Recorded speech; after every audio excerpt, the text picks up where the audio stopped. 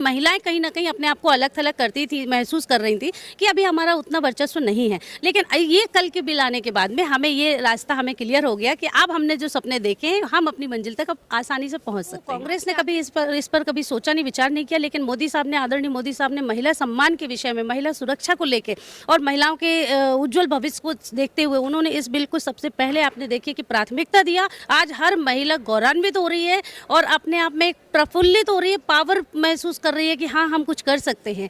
केवल कहने से नहीं कि लड़की हूँ लड़ सकती हूँ वाला नहीं है, हम लड़की हैं, हम लड़ भी सकते हैं और हम अगर हमें मौका मिले तो हम यहाँ से लेके समाज से लेकर हम पार्लियामेंट तक अपना प्रतिनिधित्व कर सकते हैं। लेकिन विपक्ष कह रहा है कि ये राजनीतिक जुमला है, 2024 से ठीक पहले इसे लाया गया, तो क्या ऐसा कुछ है कि हम महिलाओं के सम्मान के लिए बात ही नहीं करते, हम जो कहते हैं वो करते हैं। और ये मोदी सरकार है, मोदी जी के लिए राष्ट्र सर्वोपरि है, देश सर्वोपरि है, नारी सुरक्षा और नारी सम्मान सर्वोपरि है।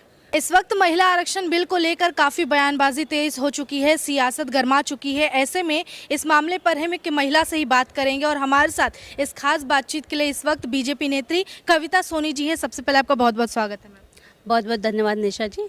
सबसे पहला और कड़वा सवाल कि आखिर इतने दिनों बाद, 9 सालों बाद अचानक से महिला आरक्षण बिल की याद कैसे आ गई?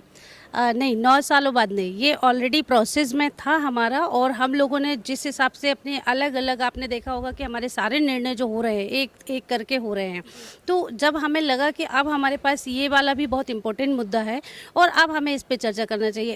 एक चीज़ नहीं है, किसी भी चीज़ को हम अगर इस समय लाते तो यही होता कि इस समय राम मंदिर क्यों याद आया, इस समय 370 धारा 370 क्यों याद आई। तो सारे प्रोसेस में चल रहे हैं और उसके बाद ही जब क्रम से आया तो इसका भी नंबर आया और इस पे चर्चा हुई। और बिल की इतनी ज़रूरत क्यों पड़ गई और महिलाओं के जीवन पे क्या असर पड़ेगा इस बिल के आने के बाद? इस बिल की ज़रूरत बहुत ज़्यादा थी और पहले से ही थी। और आप सभी जानते होंगे कि कांग्रेस की सरकार रही और उन्होंने प्लान जो बनाया होगा, अपना जो भी उन्होंने मुद्दा रखा, बनाते हम पॉलिसीज़ बहुत सारी है, पर इम्प्लीमेंट जब करते हैं तब हमें लगता है कि हमारी नीयत और हमारी जो सोच है वो बिल्कुल साफ़ सुथरी है। तो कांग्रेस ने कभी इस पर कभी सोचा नहीं, विचार नहीं किया, लेकिन मोदी साहब ने, आदरणीय मोदी साहब ने महिला सम्मान के विषय में, महिला सुरक्षा को लेकर और महिलाओं के उज्जवल भविष्य को देखते हुए उन्होंने इस बिल को सबसे पहले, आपने देखिए कि प्राथमिकता दिया और महिलाओं को सशक्तिकरण का एक जो प्रतीक कहते हैं उन्होंने इम्प्लीमेंट किया और महिलाओं का मनोबल बढ़ाया। आज हर महिला गौरवान्वित हो रही है और अपने आप में प्रफुल्लित हो रही है, पावर महसूस कर रही है कि हाँ हम कुछ कर सकते हैं। केवल कहने से नहीं कि लड़की हूँ लड़ सकती हूँ वाला नहीं है, हम लड़की हैं, हम लड़ भी सकते हैं और हम अगर हमें मौका मिले तो हम यहाँ से लेके समाज से लेकर हम पार्लियामेंट तक अपना प्रतिनिधित्व कर सकते हैं। लेकिन मैम जब तक जनगणना नहीं हो जाता, परिसीमन नहीं हो जाता, तब तक ये लागू नहीं होता, यानी कि इसे कह सकते हैं कि 2029 में ही प्रॉपर तरीके से लागू होगा। तो इतना देर हो रहा है तो प्राथमिकता अब देकर भी फायदा? देखिए, सबसे पहले तो ये है कि जब आप किसी काम को करते हैं, कोई भी काम एक दिन में नहीं होता है। आपने शुरुआत किया, श्री गणेश किया, गणेश चतुर्थी चल रही है, गणेश जी के दिन चल रहे हैं, आपने श्री गणेश किया ना, तो आप कहीं ना कहीं उसमें सफल होंगे और हमें पूर्ण विश्वास है 29 में आएगा ना, आएगा। अगर हम ये स्टेप भी नहीं उठाते तो हमें तो फिर कोई उम्मीद ही नहीं थी। तो आज हम ये कह सकते हैं हम पूर्ण बहुमत में सरकार हमारी बैठी है और आदरणीय मोदी जी ने जिस तरह का कदम उठाया है वो हमारे लिए इतना ज़्यादा गौरवान्वित करने वाला है कि मैं अपने शब्दों से शायद बयान नहीं कर सकती। और ये मैं अपने शब्दों से नहीं, मेरे जैसे अनेक महिलाएँ जो बैठी हुई हैं, कार्यकर्ता के रूप में काम कर रही हैं, समाज में काम कर रही हैं, परिवार से निकल के अपने व्यापार में काम कर रही हैं, उनको एक नई दिशा मिल गई कि यस अब हम इस लाइन में आ गए और हम कुछ कर सकते हैं। लेकिन विपक्ष कह रहा है कि ये राजनीतिक जुमला है, 2024 से ठीक पहले इसे लाया गया, तो क्या ऐसा कुछ है?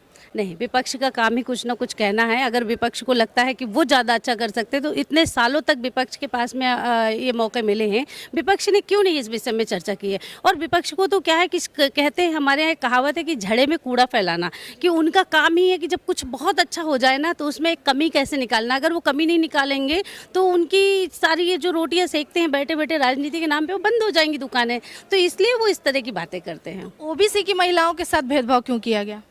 देखिए, ओबीसी, एससी, एसटी ये सब मतलब ही नहीं है। महिला यानी महिला है। महिला किसी भी क्षेत्र में अपना काम कर रही है ना, तो उसमें महिलाओं को एक अपॉर्चुनिटी मिली है। ये जो आप बात करते हैं ओबीसी, एससी, एसटी, इनका कोई तात्पर्य नहीं है इन बातों का। और ये जिस तरीके की बातें ले आते हैं, मुझे तो निरर्थक ही लगती हैं ये सब बातें। वहीं कह रहे हैं बसपा पार्टी वाले लोग कि जो 33% दे रहे हैं 50% दे दीजिए। पहले हम 33% की बात कर लें, उसके बाद हम उस पर भी विचार करेंगे। 33% जो पहले से बनाया गया था, हम उसको इम्प्लीमेंट कर रहे हैं। हम एक सफलता की तरफ हमने कदम बढ़ा दिया, और कदम बढ़ा दिया तो हम उसको पहले तो हम अपने टारगेट को अचीव कर रहे हैं कि हम महिलाओं के सम्मान के लिए बात ही नहीं करते, हम जो कहते हैं वो करते हैं। और ये मोदी सरकार है, मोदी जी के लिए राष्ट्र सर्वोपरि है, देश सर्वोपरि है, नारी सुरक्षा और नारी सम्मान सर्वोपरि है। विपक्ष ये भी कह रहा है कि अचानक से अब इनको जो याद आ रही है इसकी, और ये ऐतिहासिक बताया जा रहा है, लेकिन यही पार्टी है जो बहुत तरह के उत्पीड़न का मामला इस पार्टी पर लग चुका है। उसे लेकर क्या कहेंगे? देखिए, आज जो बिल पास हुआ है, ये संसद ने, लोकतंत्र ने, हमारे चुने हुए सांसद जो हमारे संसद भवन में जाते हैं, पार्लियामेंट में जाते हैं, उनको ये अधिकार मिलता है कि वो जो भी काम हम कर रहे हैं, हम राष्ट्रहित और उसके लिए काम करें। आदरणीय मोदी जी के नेतृत्व में जिस तरीके काम हुए, उसमें ये उत्पीड़न की बातें जो आती हैं, ये निरर्थक होती हैं। और जब तक कोई भी रिजल्ट कानून से, हमारे कोर्ट से नहीं मिल जाता, हम किसी को दोषी नहीं कह सकते हैं। 2019 की याद दिलाएंगे, क्यों नहीं बीजेपी ज़्यादा महिला दावेदार को उतारती है ज़मीन पे? उस समय चौथे नंबर पे होती है, उससे ज़्यादा कांग्रेस है जो महिला उम्मीदवार को उतारती है। तो ऐसे में जब खुद वो पीछे है, तो वो 33% आरक्षण की बात कैसे कर रही है? देखिए, बीजेपी लीडरशिप के लिए जाना जाता है, बीजेपी जाना जाता है। अगर मैं हूं और मेरे अंदर ये काबिलियत है, तो वो किसी भी क्षेत्र में हो। ऐसा तो नहीं है पार्लियामेंट में बीजेपी की तरफ से कोई महिला नेतृत्व नहीं कर रही है, महिलाएं सांसद हैं। विधानसभा में आप देखिए, बीजेपी की जहां सरकार है, महिलाएं विधानसभा में नेतृत्व कर रही हैं। लेकिन अगर हमको लगता है कि महिला से अधिक ज़्यादा अच्छा टैलेंट अगर पुरुष के पास है, कोई भाई के पास है, अगर बीजेपी उसको टिकट देती है, तो इसमें एक बुरा नहीं है। हम एक तरफा तो कोई भी निर्णय नहीं ले सकते ना। अगर हम महिलाओं को ही लेंगे तो फिर पुरुष भाई कहाँ जाएंगे? और पुरुष तो हमारे बैक पिलर है, अगर हम उनको इग्नोर करते हैं तो हमें सभी को बैलेंस करके चलना। लेकिन महिलाएं कहीं ना कहीं अपने आप को अलग थलग करती थी, महसूस कर रही थी कि अभी हमारा उतना वर्चस्व नहीं है। लेकिन ये कल के बिल आने के बाद में हमें ये रास्ता हमें क्लियर हो गया कि अब हमने जो सपने देखे हैं, हम अपनी मंजिल तक अब आसानी से पहुँच सकते हैं। आपसे आखिरी सवाल, ये ऐतिहासिक बताया जा रहा है इस बिल को, आपके चेहरे पे खुशी नजर आ रही है इस बिल के आने के बाद, तो और क्या कुछ होने वाला है आने वाले समय में? महिलाओं को और क्या अपॉर्चुनिटी मिलेगा? सबसे पहले महिला सुरक्षा, महिला सशक्तिकरण और महिलाओं को आत्मनिर्भर बनाना, और अनेकों ऐसे हमारी अभी योजनाएं हैं। चाहे जो उज्ज्वला योजना की बात करें, वो भी महिला से रिलेटेड ही है, क्योंकि मातृशक्तियाँ जो चूल्हे में धुएं में आँख खराब हो रही थी और लंग्स खराब हो रहे थे, उनको ध्यान में रखते हुए उन्होंने ग्रामीण में उन माताओं को भी ध्यान में रखा है। जिन महिलाओं के पास में बहुत सारा टैलेंट है और उनको कहीं कोई एक प्लेटफॉर्म नहीं मिल पा रहा था, तो उनके लिए ये उन्होंने ध्यान में रखा है कि महिला आरक्षण बिल को लाए हैं। इसी विषय में मैं आपको बताऊँ कि आगे भी जो नीतियाँ बनेंगी और जो हमारे उसके लिए हित में होंगी समाज के, उसके लिए मोदी जी निरंतर प्रयास कर रहे हैं। और 2024 में जब हमारी फिर से इससे भी ज़्यादा और बहुमत से सरकार बनेगी, तो मोदी जी और भी अनेकों चमत्कार करने वाले, महिलाओं के लिए, बच्चों के लिए, पुरुष के लिए, पूरे परिवार के लिए और समाज के लिए और सर्वोपरि राष्ट्र के लिए। तो इस वक्त हमारे साथ खास बातचीत के लिए मौजूद थी कविता सोनी जी। साथ ही आप महिला आरक्षण बिल को क्या कुछ सोचते हैं, उसे लेकर क्या राय रखते हैं, कमेंट बॉक्स में ज़रूर बताएं। देखते रहें सच टॉक्स। जय हिंद।